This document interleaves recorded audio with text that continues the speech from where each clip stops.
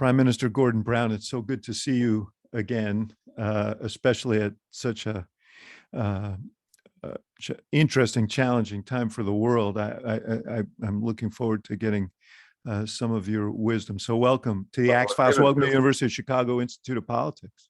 Well, we're missing your advice and wisdom that you brought to bear when you were in government. So well, thank you. It's going to be good to talk about some of the issues that are got to be solved, got to be dealt with.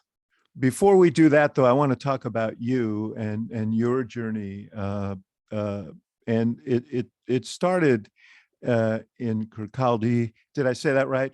Kirkcaldy? It's Kirkcaldy, actually, and it's the birthplace of Adam Smith, and it's probably best known because he was such an important figure in economics. And next door is Dunfermline, which is the home of Andrew Carnegie. And of course, he remains well known for his philanthropic activities around the world. So yes, I was brought up in this, what is actually an industrial town, mining, coal mining, and textiles on the periphery, if you like, of the conurbation of Edinburgh. You know, what I saw growing up, I'm afraid, was a lot of poverty, a lot of unemployment, and that's what really influenced me. And presumably your folks were an influence as well. Your father, Dr. John Ebenezer Brown, which is a wonderfully British name, was a minister in town. Tell me about him and the influence that he had on you. Well, clearly, religion, Christianity, growing up as the son of a minister with two brothers in this town was bound to have an influence on you.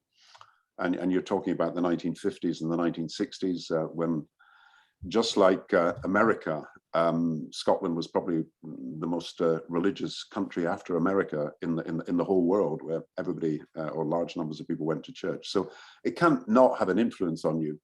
And you know, my father wasn't party political in the sense that he would try to influence his congregation with his views, but I always knew that he was a believer in social justice.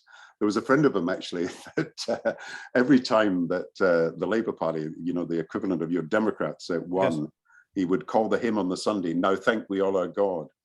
But if the party had lost and the Conservatives or someone won, it was, "Dear Lord of Father of mankind, forgive our foolish ways." And of course, if the Nationalists or some third party won, it was "God works in mysterious ways, his wonders to perform." So it wasn't blatant religious propaganda coming from my father. He was always very conscious that in his congregation there were people of so many different views, and I grew up aware that you had to respect all views in politics, although I felt the poverty that I saw around me, because this was a time of huge change. The mining industry was falling. Textile, I remember one company just a few yards from where we lived that had a factory, and 500 people were made redundant in 1 week, and that really had an influence on me. I thought, you've got to be able to do something about this. My school friends were leaving to go to other parts of the country, and there was an emigration happening because of unemployment, and I felt we needed to do something about it. So that's my interest in economics, but also my interest in social justice. Yeah, you also, you and your brother started a newspaper when you were a kid, and the proceeds of which went to, I guess, African refugees. Is that? Yeah, it's called Freedom from Hunger. It was a campaign being run by Oxfam to try to alert people to the malnutrition that was taking place in Africa. So we raised money. My brother was actually more innovative than me. He got an interview with John Glenn, your famous astronaut. Ah, yes, yeah. Harold Wilson, who was the Prime Minister, he got an interview with him. I did the sports commentary. But it was really interesting because you were raising money for a charity and finding out about what was happening in the rest of the world. And I think a lot of young people growing at that time became more aware. As Britain, you know, Britain's empire was collapsing. We were leaving Africa, but there was huge problems of poverty and hunger, and partly because of civil wars, but also because of just the sheer poverty of the places. So I became very aware that there was an international context to the poverty we were seeing. This was a through line in your life. I mean, one of your great achievements in public life was to persuade the U.S. and Europe to join Britain in debt relief for Africa, and you're still working on issues of disease and poverty in Africa today. Yeah, and when I finally persuaded Larry Summers was the Treasury Secretary at the time, Mhm. and when we finally persuaded him, and that was the key person at that time to persuade, it was a great success. And I think we wrote off as a world about 200 billion of debt of some of the poorest countries in Africa and Asia. And that made it possible for them to spend. And I think we've got evidence of that, to spend on health and education where they were spending on debt interest payments. So the lessons I learned young were applied. And, you know, when you say to people debt relief, a banker will tell you, you know, moral hazard, moral hazard. And we started off with 80% debt relief, then 90%, then 95%. And suddenly it was 100% debt relief. And people say, you can't do that. That's just against the way the financial system works. But we wrote off about 200 billion of debt. You were a kind of a prodigy in school. You went to high school at 10. You went to the university at 16. I think you were the youngest student there since 1945 or something. How did that work for you? And I wouldn't recommend it for everybody. It was, I was very young when I went to university. I mean, I'd done all the exams at 15 and I got there at 16. I actually ended up in hospital the first week I was at university. So I missed actually much of the first and second years because I'd got an injury playing I want to ask you rugby, about that. Yeah. playing football, and I lost the sight of my eye, and I had to be in hospital for months as a result of that. And so I did get to university at 16. I probably started studying at 18. Well, let me ask you about that. I know you mentioned you were the sports editor of your little newspaper while your brother was going off and getting the celebrity interviews. But you were quite an athlete, and you got kicked in the head playing rugby. Two detached almost as retinas. dangerous as American football, you know, but without the head shield. So, you know, there's no protection if you're playing rugby. You're I thought really you were saying almost as dangerous as American politics, but both. but you lost the sight in one eye, and you very nearly lost the sight in your other eye.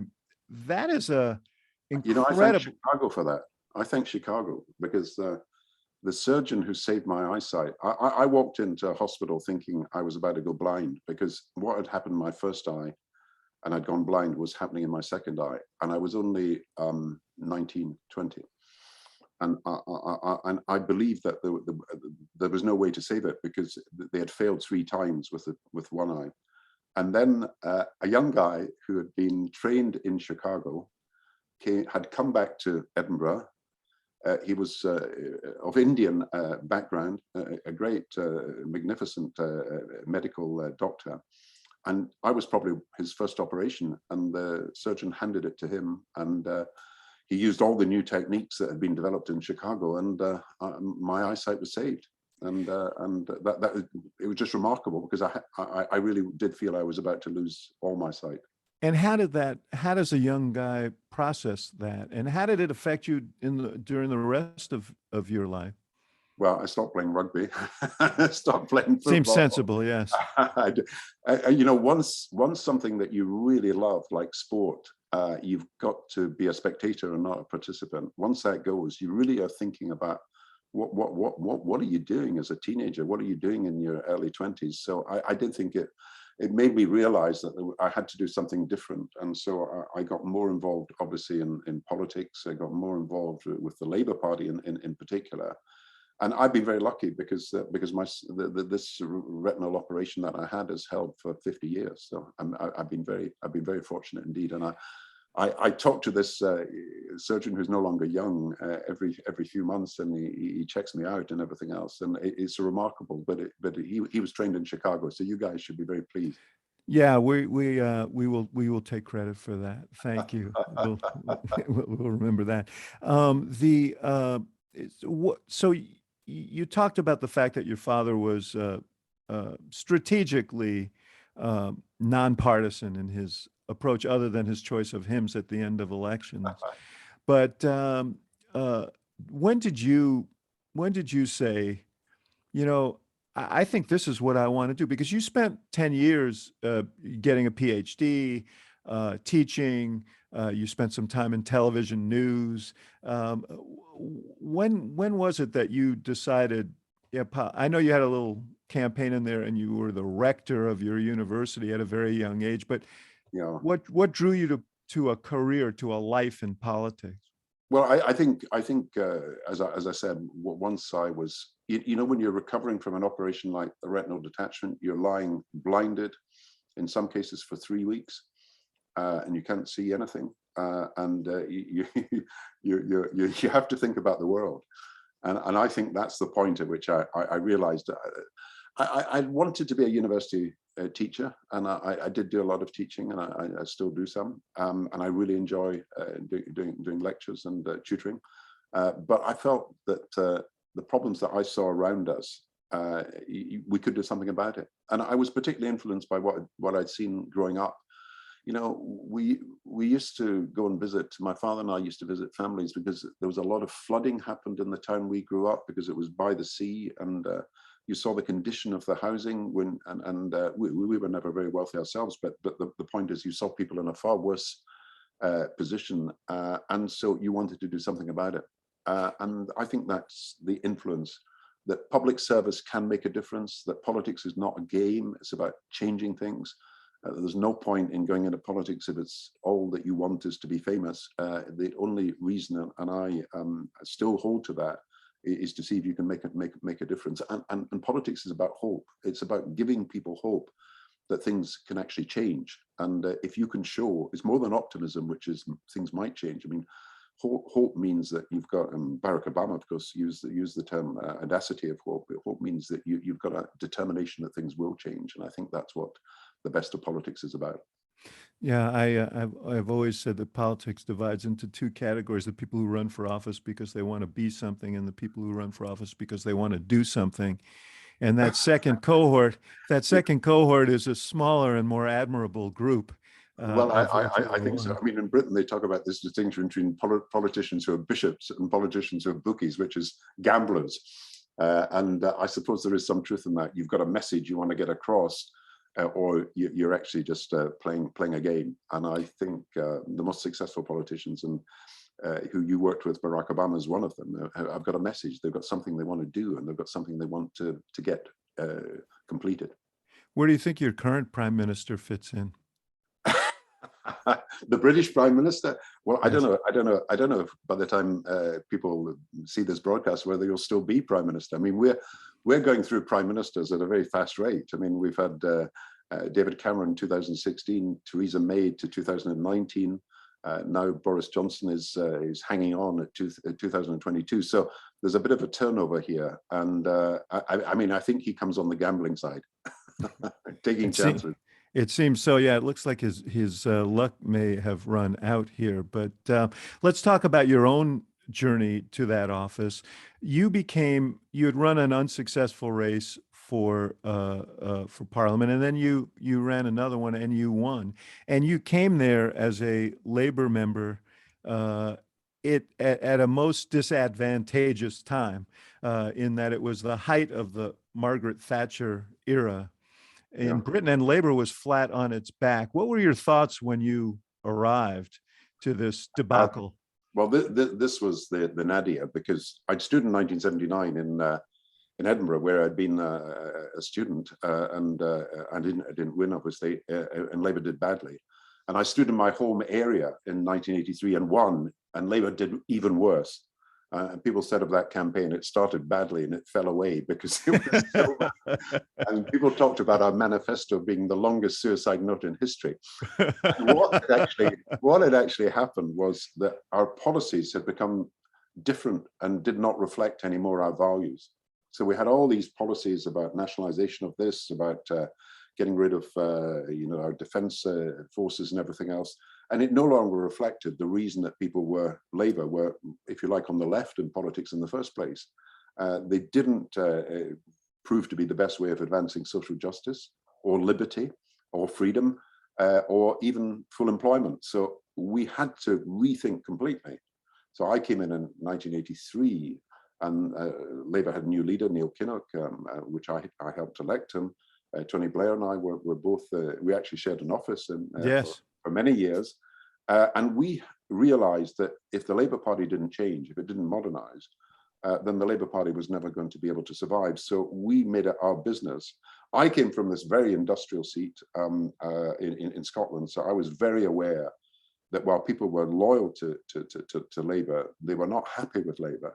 And of course, in England, which was of course more traditionally conservative than Labour, people had walked away in droves. So we had to rebuild and realize that unless we could have policies that reflected our values, and this is the challenge for every party in politics, because the changing environment always requires you to rethink your policies. You've got to reappraise them every generation. But unless they reflected our values, we couldn't persuade people to stay with Labour. So we had this huge process, very difficult, very controversial. You know, some of our Labour people, when we came to America to talk to some of your people, they thought that was selling out. It was, you know, as if we were the Democrats, they're so right wing, and that's what it said. And they said, no, we got to listen to all the parties that are trying to do progressive change. Well, Democrats during that era went through their own transition after a couple of disastrous elections. What lessons do you draw from that experience to today? Because Labor is trying to rebuild from some very tough losses, and you see Progressive Party. I mean, Democratic Party has its own challenges here, even though it is the party in power. What are the lessons that you carry from that experience to what you see today? And what advice would you give progressive parties? Well, David, at an intellectual level, and you've been through this with the campaigns that you've run, you've got to reconcile your policies for economic progress with your policies for social justice. You can't have economic progress at the expense of social justice, but you're not going to get social justice unless you have policies for economic efficiency and economic progress. And that was really the challenge of the 80s and the 90s, and that led to Bill Clinton's policies at the end of the 1980s and him winning the presidency of America.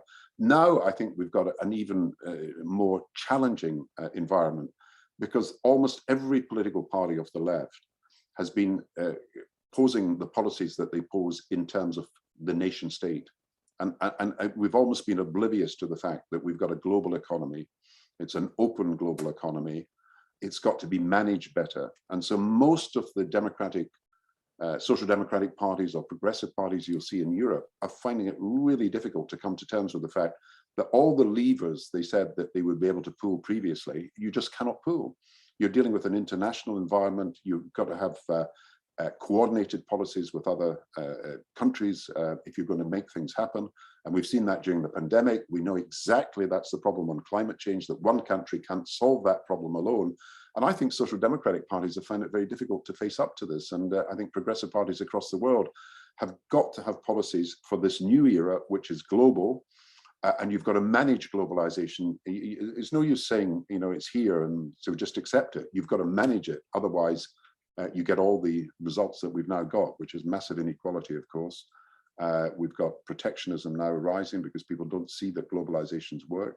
The 2008 financial crisis was a real problem because people could see the system wasn't working. They weren't getting the benefits themselves.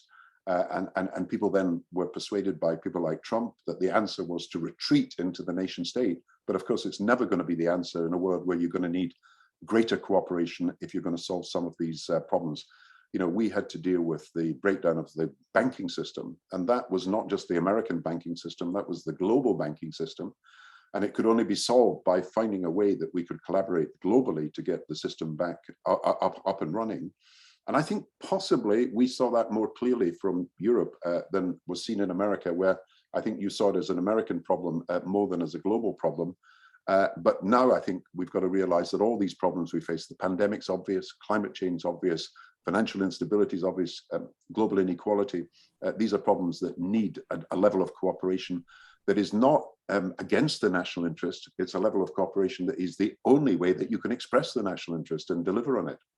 You know, it's so interesting that the example I remember, and I think first met back in the era of the financial crisis when President Obama came to office, and the two of you worked closely in leading the world to solutions to that to prevent a second Great Depression.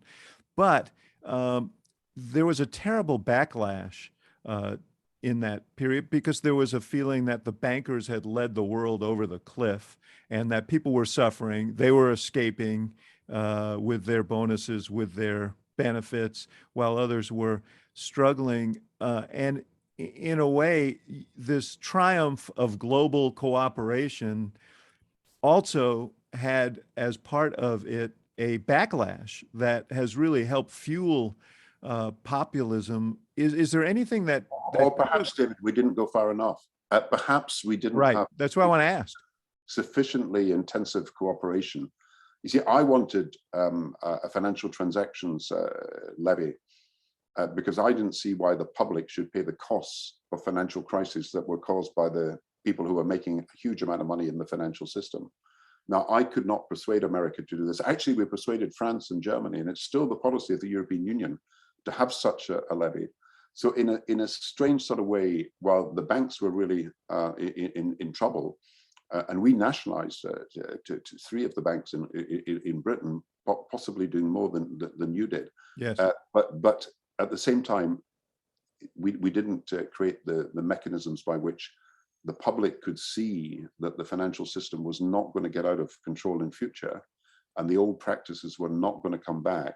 And one of the things we wanted was this financial transaction tax, and I'm afraid we didn't get it. And then I think one of the reasons why President Biden has done a very strong and fiscally active intervention to get out of this particular crisis is that there was probably not enough fiscal intervention in 2009 and 10. And when we left office, the mood in Europe changed almost entirely to being, cutting down the deficits and cutting down the debt, an era of austerity. And that meant that Europe barely grew over the last 10 years. I mean, the growth rate of Europe and Britain has been very low. And that's because they didn't have the fiscal push that was necessary and relied entirely on monetary policy. And I think you did better in the States, but I think we all could have done better. And we would have shown, I think, if we'd done these things in the next 2 or 3 years, that world economic cooperation worked, that you could manage globalization and we could manage trade to prevent protectionism. But instead, what you've seen is gradually you've got the trade barriers going up, you've got the immigration controls, which is another form of protectionism, of course, which is necessary and it's got to be managed, but also it's a reflection of people's demand for protectionism.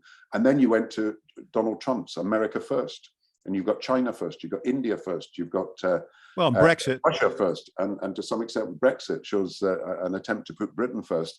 And for some of these countries, it's first and only.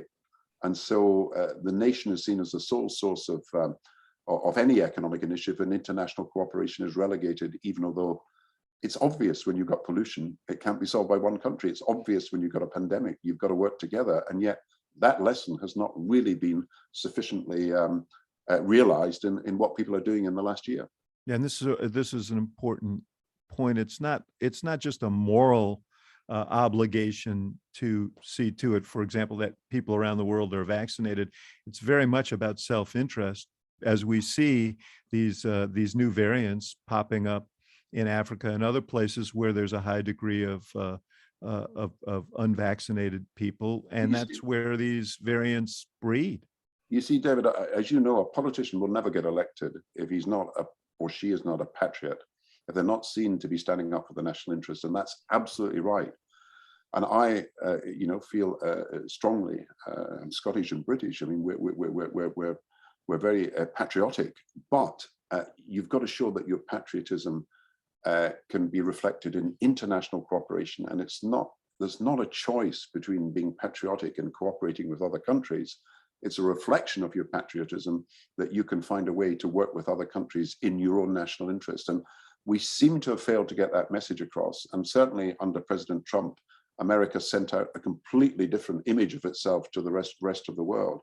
And then that encourages the reaction to globalization. If you are now retreating into a national silo, then you don't really think that global economic activity and global cooperation can actually work. I was at an IMF meeting when I was chairing it as a finance minister, and there was a big demonstration outside, and there was a banner that said "Worldwide Campaign Against Globalization." And you know what people meant, because they were fed up. Yes. And the politicians weren't always serious. I remember, I just say this because I think it sums up some of the problems in politics about taking these international issues seriously. When the financial crisis broke in 2009, we had a meeting with Nicolas Sarkozy, the president of France, Angela Merkel, the chancellor of Germany, the head of the European Union, the central bank, Berlusconi, the prime minister of Italy. And it was the weekend that really the Lehman Brothers had collapsed. People did not know quite what to do. America, I think Ben Bernanke said later, 18 banks might have gone under. And we met for an hour. We were talking about all the problems and how we could solve them. And, you know, I had this idea that we had to, we really had to invest in the banks if necessary to nationalize them so that they had enough capital. They had to be recapitalized. Anyway, we broke for coffee.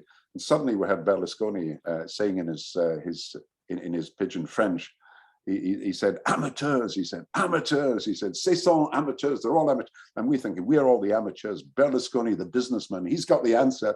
And he said, don't they realize we've got a press conference in an hour and there's no makeup artist for any of them. And that was the seriousness with which, with the biggest financial crisis we'd seen in our lifetimes. You know, but where I was going was, I mean, what you hear from voters, from the public, what you heard then and what reverberates even now is just that somehow the bankers got away with it. And there were bankers who were responsible for this, who never paid a price, that they never, you know, and I know this is more a Old Testament concept than a New Testament concept, but they wanted people to pay for their misdeeds, and they wanted to see people tried and prosecuted for it. And David, if I'm honest, I think a lot of the problems have moved from the banking system to the shadow banking system. So while we were tough on some of the regulation that we imposed on the formal banking system, we were not tough on the shadow banking system, which are lots of different organizations that operate as if they are banks, but are not subject to banking regulation. And we've seen a lot of scandals emerge over the last year or two. And I think we will have to look at the rules governing the shadow banking system as well in future. But clearly, the public did not see that they were benefiting from global change.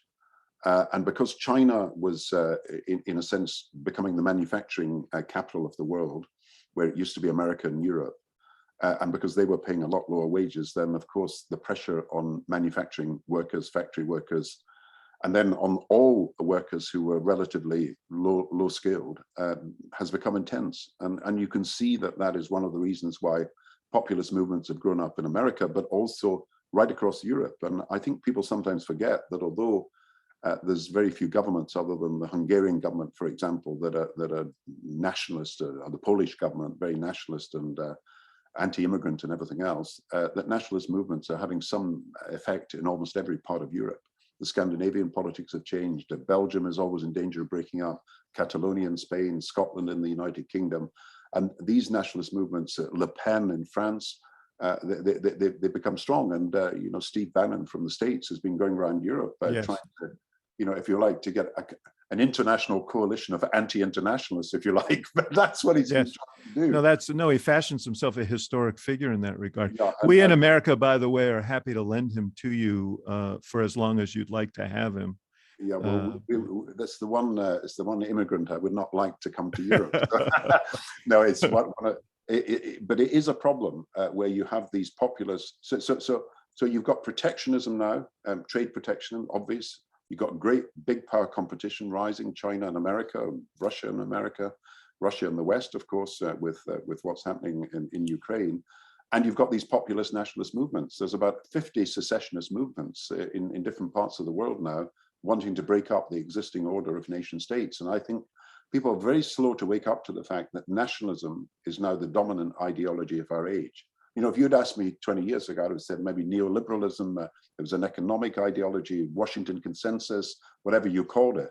I think nationalism is now the biggest political force of our times. And even President Biden, you know, I think he left Afghanistan, didn't really consult the 40 allies that America had in Afghanistan. And some of the policies that I think people are pursuing are too protectionist and too nationalistic and too chauvinistic. And do you think that it was a mistake for him to leave Afghanistan? not to leave, but I think the way it was done, I think he himself would be honest enough to admit that this was not done well. And we're dealing with really huge humanitarian problems in Afghanistan that we will pay a price for later if we don't do something about. You know, there are 23 million people who are said to be without food in Afghanistan, and even the international appeals to get money on humanitarian grounds that would go through UNICEF and NGOs rather than through the Afghan government. These are not being responded to in the way that they should. We went into Afghanistan and we said we were there to help the people of Afghanistan, and you can't just abandon them completely and leave them to effectively starve, which is what's going to happen this winter if we don't take action. You've said that you thought it may be the biggest humanitarian crisis we've seen in many, many years. In numbers, yes, because 5 million children face death, and you know, any one child who's in danger and difficulty, there's not a parent in America that wouldn't feel that something had to be done to help a child in such distress, emaciated, you know, no hospital care because health centers have been closed. We really have a responsibility to do something about it, not to give legitimacy to the Taliban, but to actually get humanitarian aid in. We did this with Zimbabwe when we were fighting the regime, but at the same time, we didn't want people to starve. And I think it's possible to do this with Afghanistan. You mentioned Scotland, where you live, and you have a deep interest and commitment to Scotland. There was a referendum, and you played a role as a former prime minister in this for independence in 2016. You were, was it 2016? I don't know. 14, yeah. But and that was narrowly defeated, 55-45. Polling now suggests a much closer division in Scotland over this, and some would say, looking at these numbers, that if there were such a vote today, that it might be for independence, in keeping with your notion of nationalism as a growing force. What are the prospects of keeping Britain together, and what happens if there's another vote in Scotland, as the Scottish National Party would like? Yeah, at the moment it looks as if you might not win this, and certainly the government of the United Kingdom is very, very unpopular, and the Prime Minister is very unpopular in Scotland. But you've got to win this as an argument, and the argument is not really being put at the moment. I mean, nationalism arises where you've got allegations of cultural discrimination or economic exploitation or political exclusion.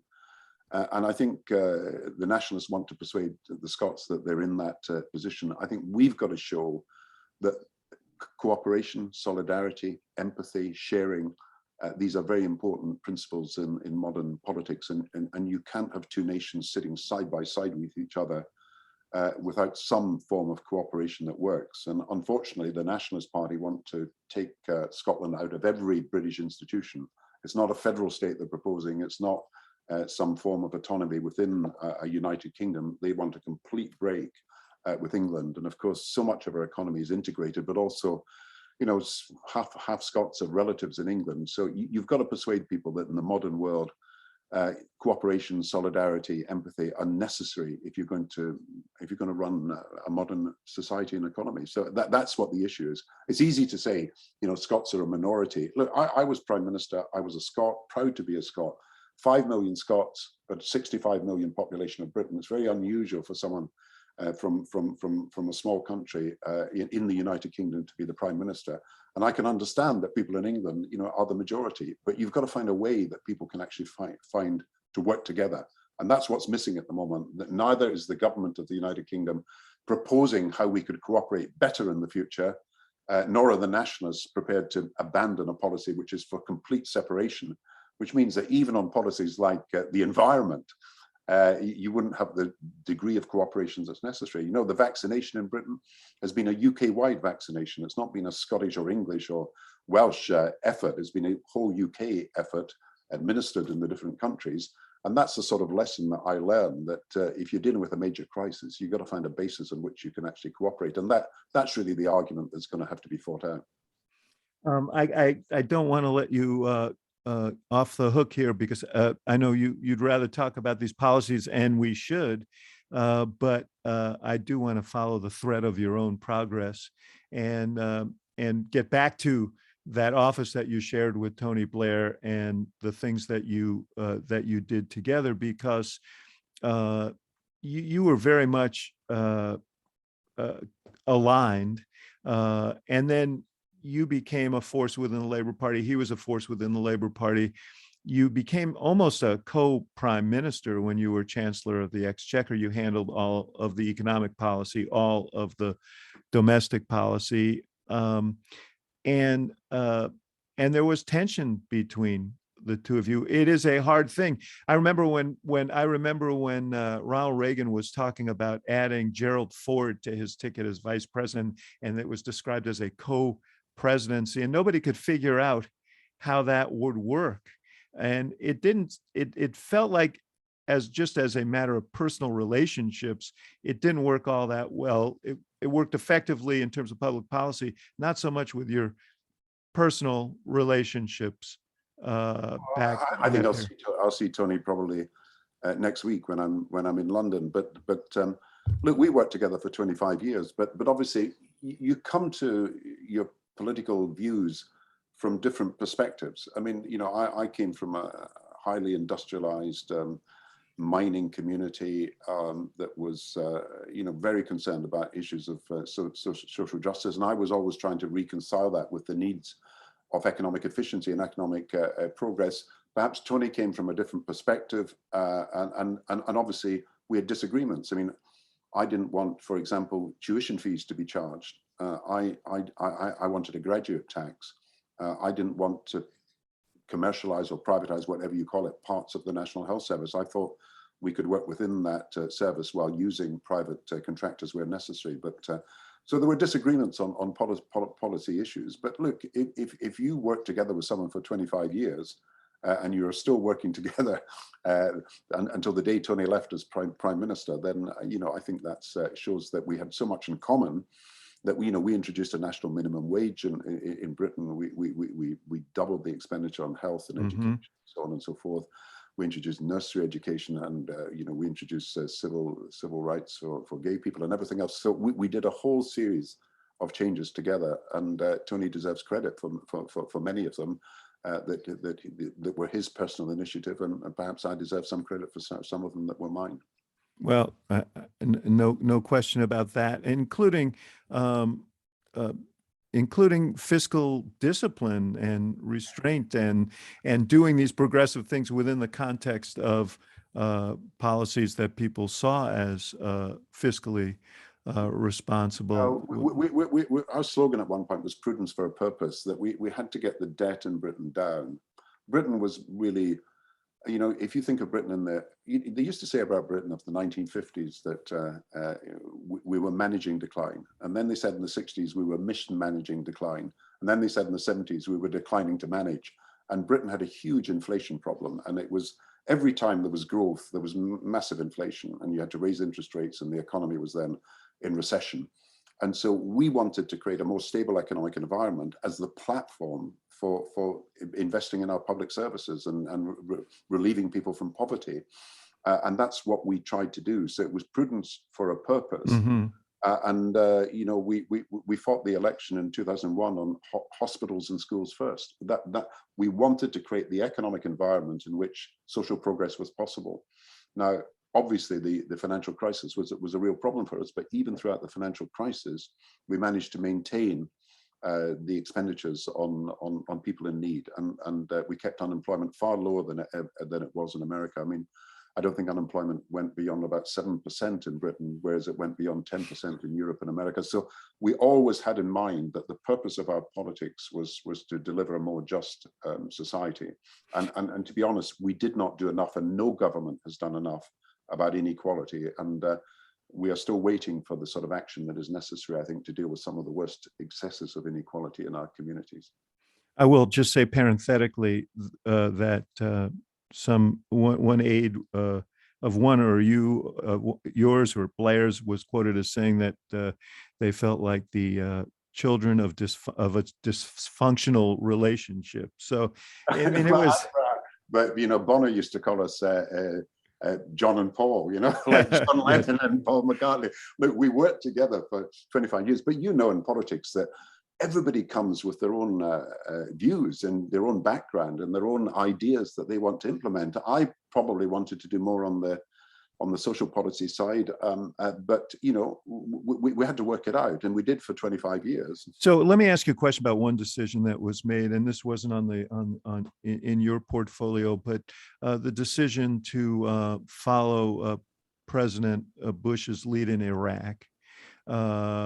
It was a deeply unpopular decision ultimately in Britain. As you look back at that, how important was that decision in terms of how people viewed Blair and Labour in the later years of your partnership? Well, I think we lost the 2010 election for a number of reasons because of the austerity and the crash. But I think Iraq was very important. We had been losing votes in 2005 and 2010. So I think public opinion did turn against the decision. I was given. How do you look back at that decision? Well, it was a mistake. I'm in no doubt that you cannot justify the intervention in Iraq as a just war on all the moral criteria that are put forward, because we could have done more to avoid it. And there were other options available, I think. The problem was the information that we had was flawed. And there's no doubt about it that I was given information and people told me they knew exactly where these weapons that Saddam Hussein had were. They could pinpoint the street, if you like, or the place or the area. And I was given all that information and it proved to be wrong. And I think America was basing its information on exiles from Iraq who were giving a false picture. Now, the question is, who knew what? I certainly did not know that he had none of the weapons that were alleged. And I had to go on the information that I had at that time. Subsequently, I've seen documents that show that some people knew, but I certainly didn't know. But when you look at that intervention and you look at what constitutes a just war, I think you've got to be honest that there were other options available. Do you feel you were intentionally misled? I don't know who knew. There are documents that have come out of the State Department in America showing that some officials doubted whether they were giving the information about weapons and doubted whether that information that was being passed to them was accurate. But I never saw a British document saying, this is all inaccurate, this is not true, cannot be true. But I think we learn lessons from this, that you really have got to base your decisions on accurate information, and you've got to test it to the limits. The problem is, as you know, some people wanted the war anyway, irrespective of whether you had weapons of mass destruction or weapons that were lethal in the way that was alleged, and some of us were prepared to listen to the evidence, and of course wanted to work through the United Nations, which was always the aim of the policy, but at least from Britain's point of view, but it never quite worked out. So you learn lessons all the time. And one of the lessons that you learn from both Afghanistan and Iraq, and of course the Afghanistan intervention was justified and can be justified as an essential means of defeating terrorism, but you learn how difficult it is to state build or to go into a country and suggest that you can somehow rebuild a society from outside. You've got to be far more humble about what your ability to do that is. And I think that's what we've learned in Afghanistan, that nation building or state building, because it was really only state building, didn't actually work, and that the country was not ready, partly because of its economic conditions, partly because of its medieval systems of government, partly because of the tribal loyalties. And that form of state building, or which was called nation building, has got to be, you've got to be very modest and humble about what can be achieved. But that doesn't relieve you of a responsibility for humanitarian support. Mm-hmm. Do you think that Afghanistan would have been different in any way had there not been the distraction of Iraq? I think Afghanistan was subject to a whole series of different mission statements, so to speak. We went in to defeat the Taliban. the Taliban were defeated and moved out of office, but we stayed in Afghanistan. And then a number of objectives were set forward. We could make it a more democratic society. We could get rid of the heroin trade. We could build local government. We could create a central government that was effective. We could build schools. We could build hospitals. And I think we went absolutely clear, and I'm talking about the whole coalition of 40 countries, that having defeated the Taliban, what actually was it possible to achieve? And of course, in the end, you've got to recognize that, that the support that we had expected from local people ended up not being there as the Taliban moved in the last year. You had a couple of, well, let me go just while we're here. There's a major crisis in the world today relative to Ukraine and Russia's intentions toward Ukraine that has brought implications for NATO, for Europe. How do you assess the threat, and what should NATO be doing now? I think, David, you've got to come back to where we are as a world community now. I mean, we had a unipolar age. America was completely dominant. And America generally, not with Iraq, of course, but generally acted multilaterally in a unipolar age. Now, the problem has been under President Trump, and there is still a legacy. America is still acting unilaterally in a multipolar age. So America no longer wants to be the world's policeman, but it's got to be the world's leading problem solver.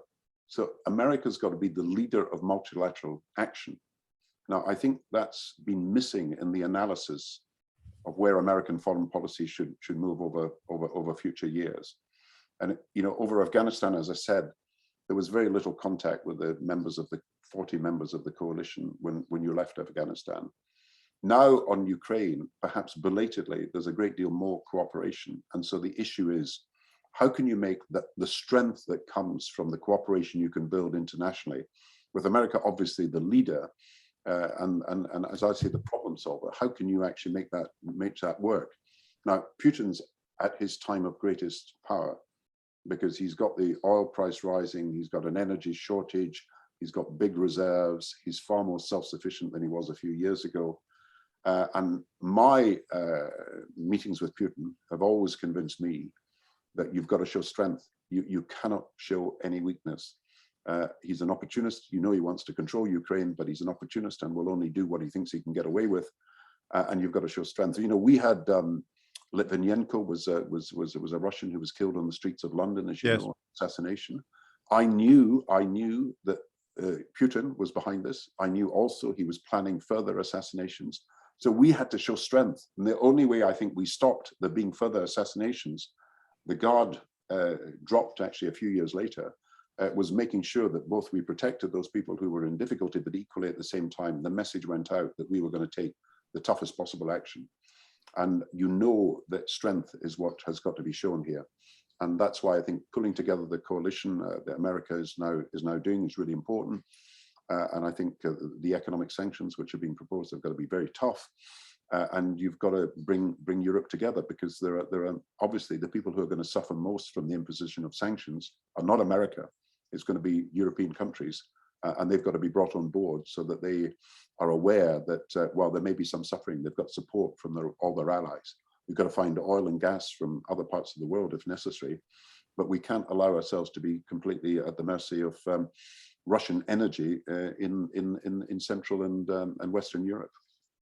I listened to you talk about what's needed in the world, and it makes me think about where we've traveled from the World War II, when in reaction to the disorder of the world, we created all of these global institutions, America being at the center of many of them, and now we see a retreat. We see a weakening of these global institutions. We saw under Trump a retreat from NATO. Are we going through a transition here? Can these institutions be reinvigorated? I feel listening to you talk like you are holding a candle up here in a gale force wind. I think we can rebuild the institutions. Look, I was just looking the other day at the end of the Bretton Woods conference in America, New Hampshire, where you decided with American leadership to create the International Monetary Fund and the World Bank and a new system of economic cooperation. And the American Treasury Secretary at the time, and I just took this out because I thought we might be discussing this, we have come to recognize that the wisest and most effective way to protect our national interests is through international cooperation. Now, how many people believe that today? And that's why I say nationalism has become the dominant ideology of the age, that people feel that the, if you like, a narrow definition of the pursuit of national interests, even at the expense of international cooperation, is the best way to present yourself to the world. And so the World Trade Organization has become ineffective.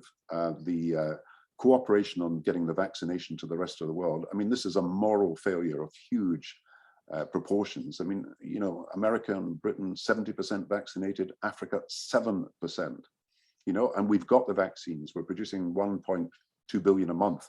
We could get them to Africa, but there's not been the money and there's not been the pressure sufficiently strong so that we actually suffer, because the virus comes back in a new form. Yes, this is where Omicron was born. And it's the same thing with Afghanistan. Terrorism will come back because all these groups will be saying to people in Afghanistan, now look, we told you, these people, coexistence is impossible. They're never going to help you now. They were only doing it for themselves. They're not interested in you as a person or your lives or your hunger.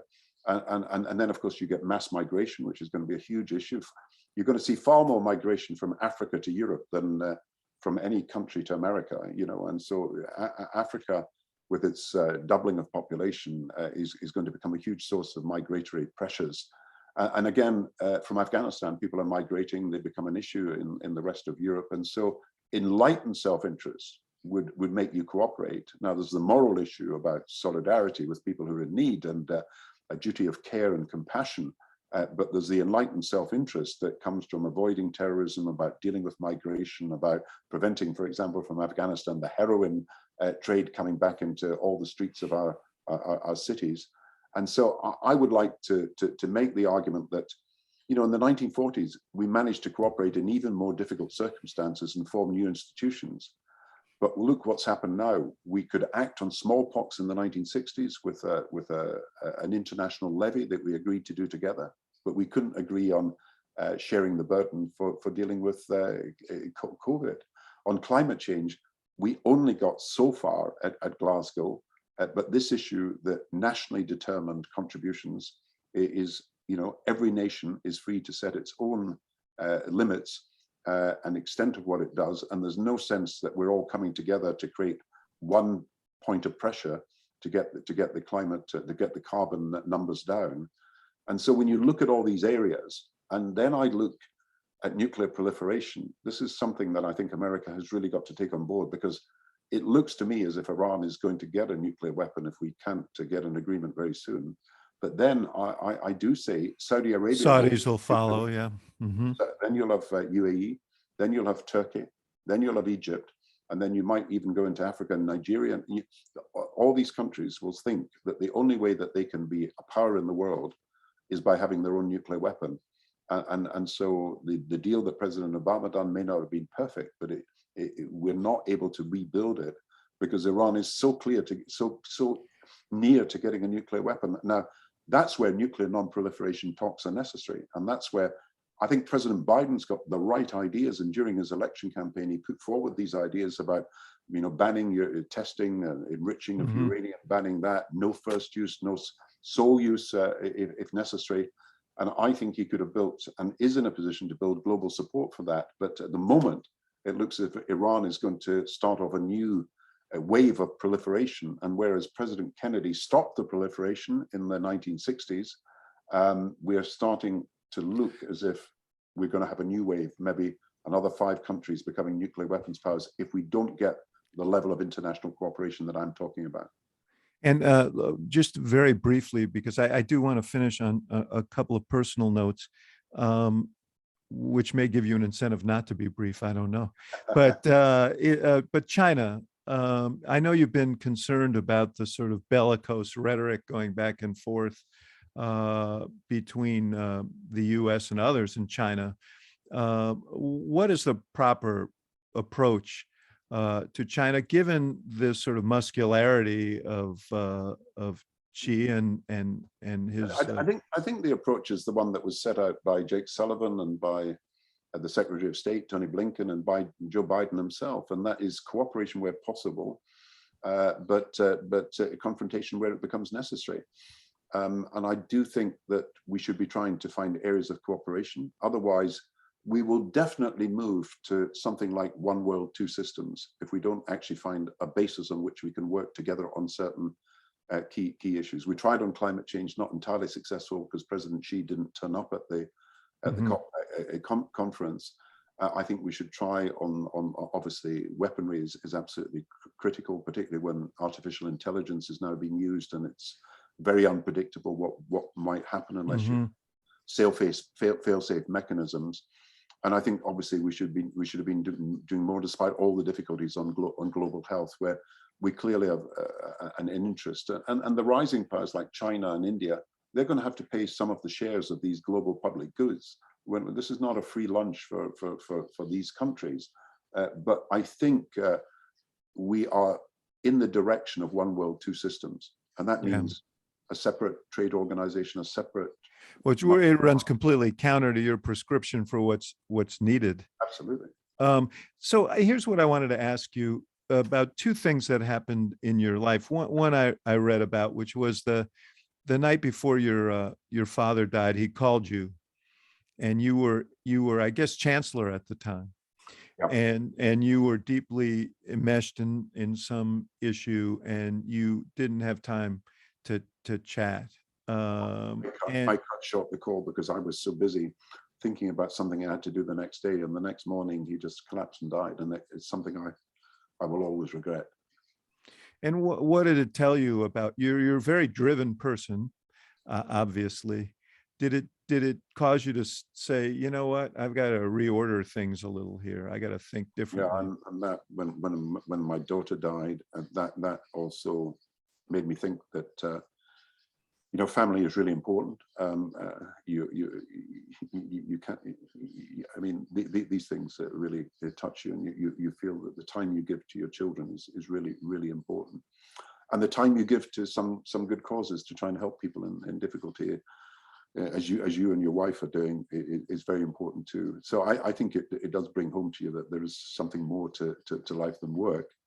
But it also drives you on to do some of the things that you think are important that my father or my family really believes in. You mentioned your daughter Jennifer. She lived just 11 days, and you and your wife Sarah have committed yourself to the issue of infant mortality, prenatal care, and so on. Tell me about that.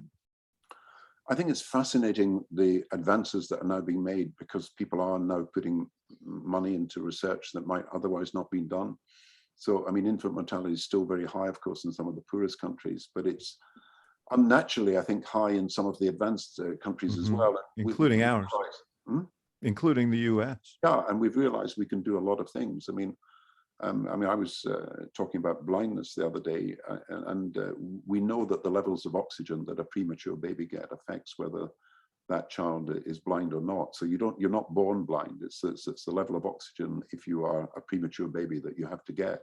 And if it's too big, it's too high, and if it's too low, it affects your ability to see. And that's one of the things that I think is changing. But also, I think we found that you can operate as surgeons within the womb to avoid certain conditions becoming obvious when a child is born or making it difficult for that child to survive. So there's a huge number of medical advances, just as in the area where you and your wife are working, epilepsy, and equally in areas where we now are looking at, as a result of the virus, conditions like long COVID. I mean, we are going to see, as we've seen with vaccinations, massive medical expertise being brought to bear. And we really have to support it as a global public good, as well as just what's happening in any individual hospital or in any individual country. The scope for people to live longer and live better is being enhanced every year by the medical advances, but perhaps we're not funding medicine and healthcare sufficiently for everybody to have the chance to benefit. So that's one of the things that really, I've been working with the World Health Organization over the last few months, because they need, as does Gavi, the vaccination fund, the Global Health Fund. They're all short of money. They're all running out of money. And people have got to realize that if you want these global public goods, and control of infection is one of the biggest global public goods, you've got to invest in it, and we're not doing as much to do so.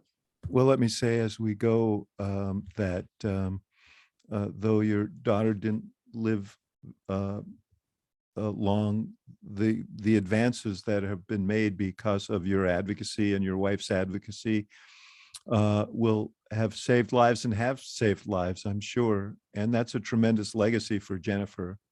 And I hope. But you know, one of the inspirations for us is actually the work that you and your wife have done on epilepsy. And I don't want just exchange congratulations, because that's not what we're about.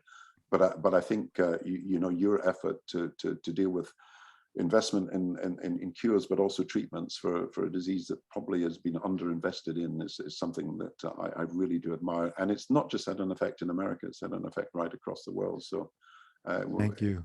Well, it is a way of, as you know, it is a way of transforming grief and anger into action that might help people. And that's, you know, I applaud my wife Susan for the great work she's done. Happy to help her, and so happy to be with you, Prime Minister. It's great to see you always, and thank you for your continued voice in the world. You are perhaps more than a candle. You're incandescent, and it's important, the spotlight you're shining on all of these issues. So thank you for that, and thank you for being with me today. Well, working with you and some great Americans has been one of the joys of my life, and we continue, I hope, to have a very strong relationship across the Atlantic, to be able to deal with these common challenges. So it's a pleasure both to have worked with you in the past when you were in government, but also to do this interview today. Thank you. Here. Thank you. Okay. Thank you so much. I think a lot of ground, David. Yeah, I know. I know. Well, that's the thing. They should have warned you. No, it's fine. I thought we might talk about international cooperation. That's a great quote from Morgenthau, the Treasury Secretary.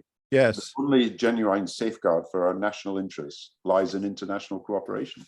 You know, I didn't mention it on the podcast, and we got to get to the questions from the students here, but you know, I tried to persuade during our administration, I tried to persuade the State Department to embark on a national campaign to get a foundation to fund it, and just educate people as to why, enlightened self-interest, you know, why it was important in our own defense. You know, if you know, that this was not about charity, it was about, and I still think that's important. You know, we've had the best example with the virus, because you probably would have not had the Omicron wave if you hadn't had, if we hadn't failed to vaccinate in Africa.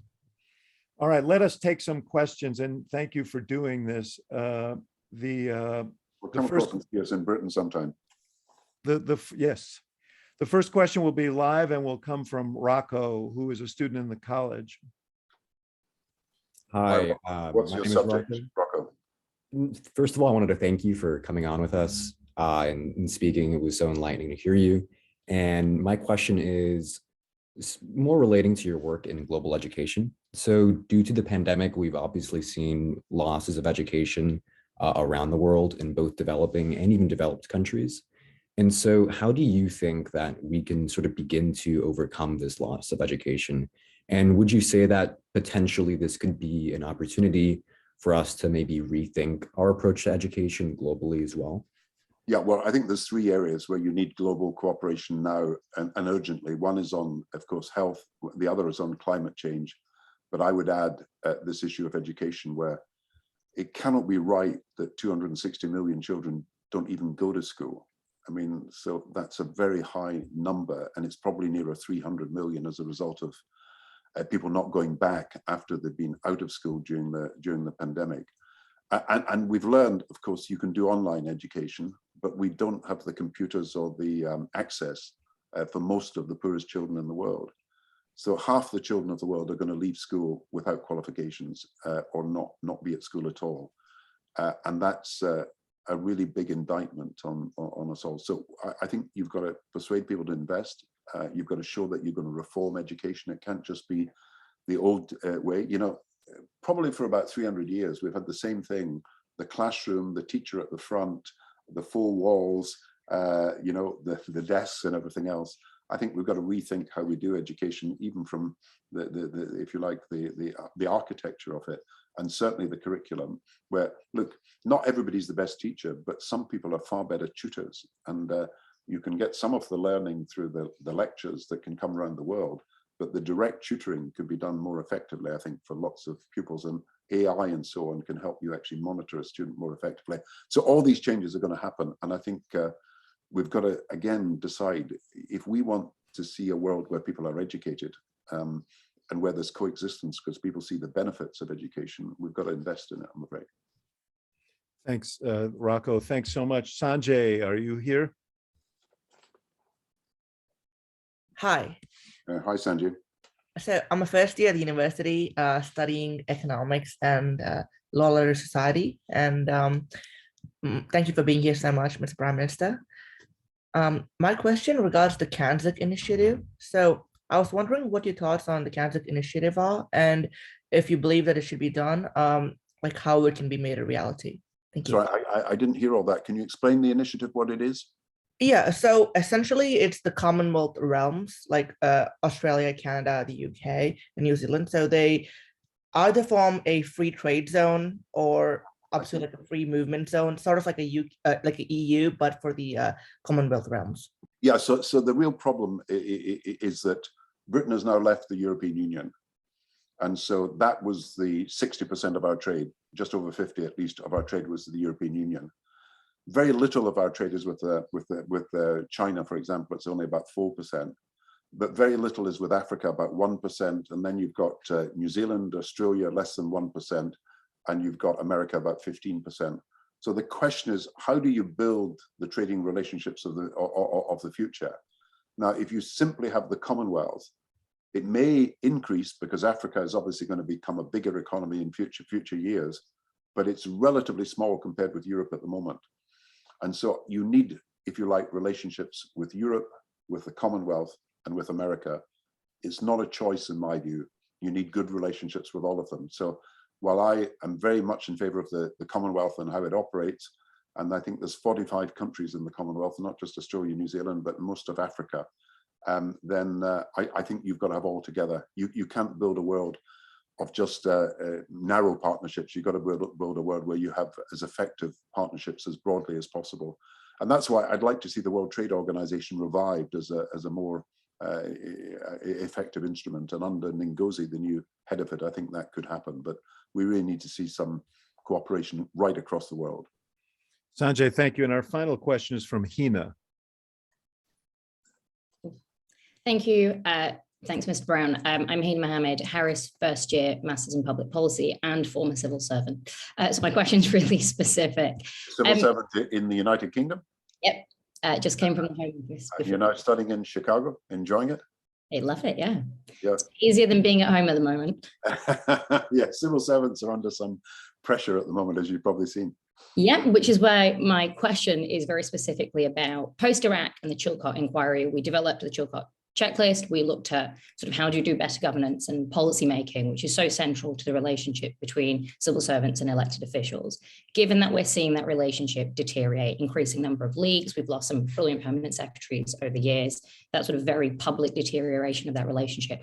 How are we going to go back to that? Whether it's this prime minister, the next prime minister, how do we as civil servants improve that relationship, go back to those principles in a way that's not going to have long-lasting damage?